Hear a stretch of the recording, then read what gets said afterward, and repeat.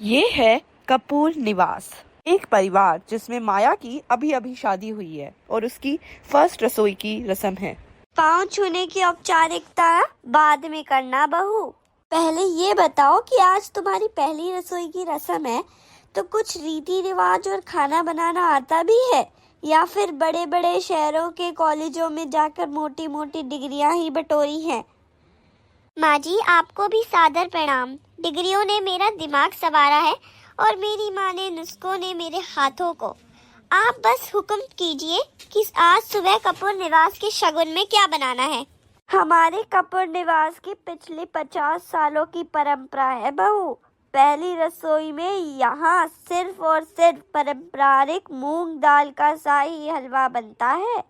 लेकिन एक बात कान खोल कर सुन लो, उस हलवे में चीनी, शुद्ध घी और दाल का नाप बिल्कुल रत्ती बराबर सही होना चाहिए। जरा सा भी स्वाद ऊपर नीचे हुआ है तो शगुन खराब माना जाता है और इस घर में अपशगुन मुझे बिल्कुल बर्दाश्त नहीं है। माया, ओ माया, जरा संभाल के जवाब देना। माँ के हाथ के हलवे से सामने दिल्ली के बड़े बड़े शेफ घुटने टेक लेते हैं। अगर दाल पीसने में या घी के नाप में कोई भी दिक्कत आए तो मुझे चुपके से व्हाट्सएप पर मैसेज कर देना और मैं ना यूट्यूब पर हाउ टू मेक परफेक्ट हलवा की रील देखकर तुम्हें हिंट दे दूंगा। अरे अमित, तू अपनी इस नई नवेली पत्नी की वकालत करना बंद कर। तो ये है सास की जेठानी जिसका नाम है कमला ताई। अरे अमित, तू सुबह सुबह ऑफिस का काम छोड़कर यहाँ रसोई में क्यों मंडरा रहा है?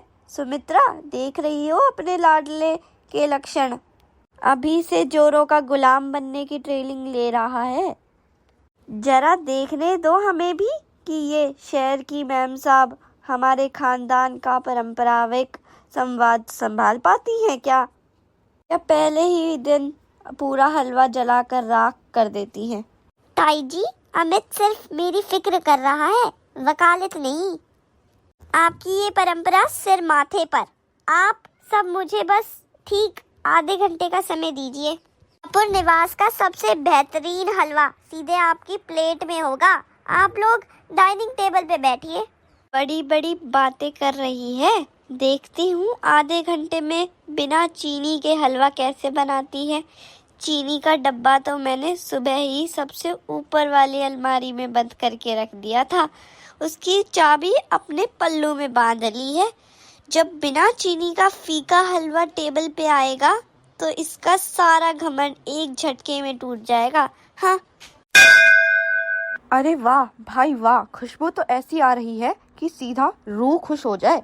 भाग्यवान सुमित्री, लगता है तुम्हारी बहू ने रसोई में जाते ही कोई जादू कर दिया। ऐसी खुशबू तो पिछले कई सालों में इस घर में नहीं आ रही थी। खुशबू से पेट नहीं भरता है और ना ही शगुन पूरा होता है। स्वाद असली चीज है। हाँ तो बहू, पूरा आधा घंटा बीत गया है, लेकिन मुझे एक बात बताओ, जब तुम हलवा बना रही थी तो रसोई में खटपट की बड़ी आवाजें आ रही थी। क्या तुम्हें मीठा बनाने के लिए चीनी नहीं मिली या फिर बिना चीनी का ही हलवा बना दिया? मैंने पहले ही कहा था, इस घर को संभालना तुम्हारे बस की बात नहीं है। लो भाई, मैं तो पहले ही कह रही हूँ, चीनी का डब्बा नहीं मिला तो बहू ने बिना चीनी का फीका हलवा बना दिया होगा। अब पहले ही दिन शगुन के नाम पर सबका मुंह खराब करेगी ये लड़की। माँ जी, ताई जी, घबराइए मत। शगुन चीनी के डब्बे से नहीं बल्कि बनाने वाले की नीयत और मिठास से पूरा होता है।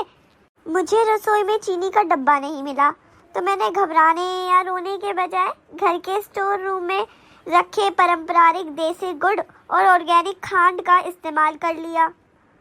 और स्वाद बढ़ाने के लिए ये लीजिए ऊपर से असली केसर और बुनी हुई इलायची का तड़का।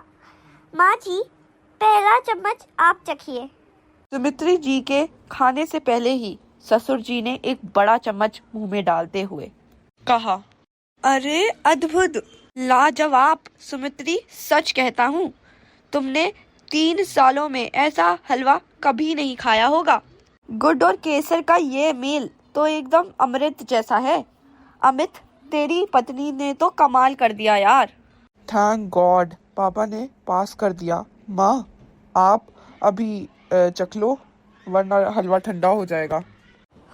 स्वाद तो बुरा नहीं है, लेकिन बहू, परंपरा तो परंपरा होती है।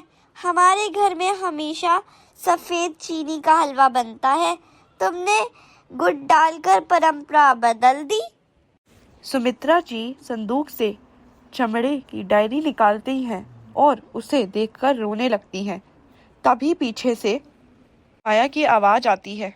माँ जी, रात के ठीक 2 बजे पूरे घर में अंधेरा है और आप इस सीलन भरे बेसमेंट में मोमबत्ती लेकर रो क्यों रही हो? कहीं इस घर में कोई पुराना चक्कर तो नहीं है जिससे आप अकेले निपट रही है? तब सुमित्रा माया की आवाज सुनती है। तब वो डायरी के ऊपर कपड़ा ढक के साइड में रख देती है।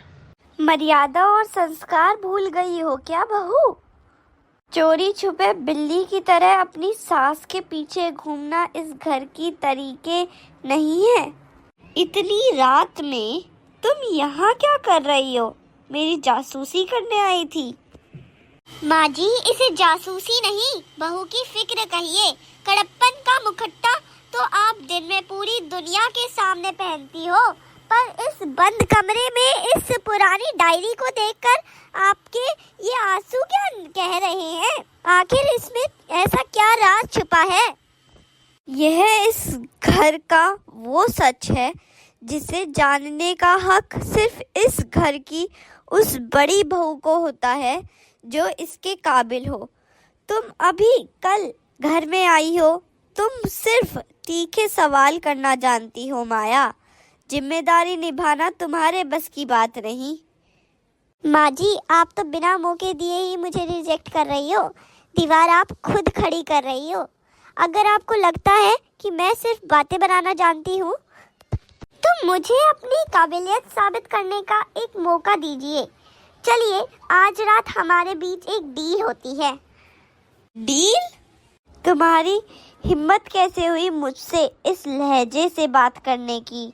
यह सुमित्रा देवी का घर है, कोई बाजार नहीं जहाँ तुम शर्तें लगाओगी। और कैसी डील?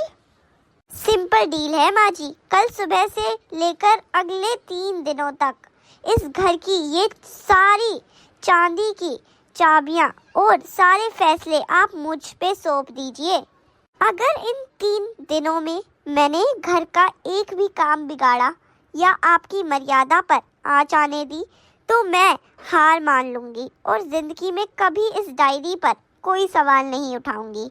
लेकिन अगर मैं कामयाब रही तो आपको मुझे अपनी बहू नहीं, अपनी सबसे पक्की सहेली मानना पड़ेगा और इस डायरी का पूरा सच मुझे बताना होगा।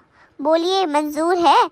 बड़ा घमंड है तुम्हें अपनी पढ़ाई पर। ठीक है माया, मुझे तुम्हारी ये चुनौती मंजूर है। कल सुबह से इस घर की कमांड और ये चाबियाँ तुम्हारी होंगी। लेकिन याद रखना बहू, अगर एक भी चूक हुई तो सुमित्रा देवी के नियम बहुत सख्त हैं, तुम्हें भुगतना पड़ेगा। ये लो माया, तुम्हारी चुनौती का पहला दिन। यह रही पूरे 5,000 रुपए। आज घर में तुम्हारे ससुर जी के बिजनेस पार्टनर आ रहे हैं, कुल 20 लोग। इसी बजट में तुम्हें पूरे घर का राशन, मेहमानों का शाही खाना और शाम का नाश्ता संभालना है। 1 रुपए भी ऊपर नहीं मिलेगा। सिर्फ 5,000 रुपए माँ जी? आज के जमाने में तो इतने में सिर्फ पनीर और सूखे मेवे आते हैं। आप मेरी परीक्षा ले रही हो या मेहमानों को भूखा सुलाने का इरादा है? अरे सुमित्रा, तुम्हारी बहू तो पहले ही गेंद पर आउट हो गई।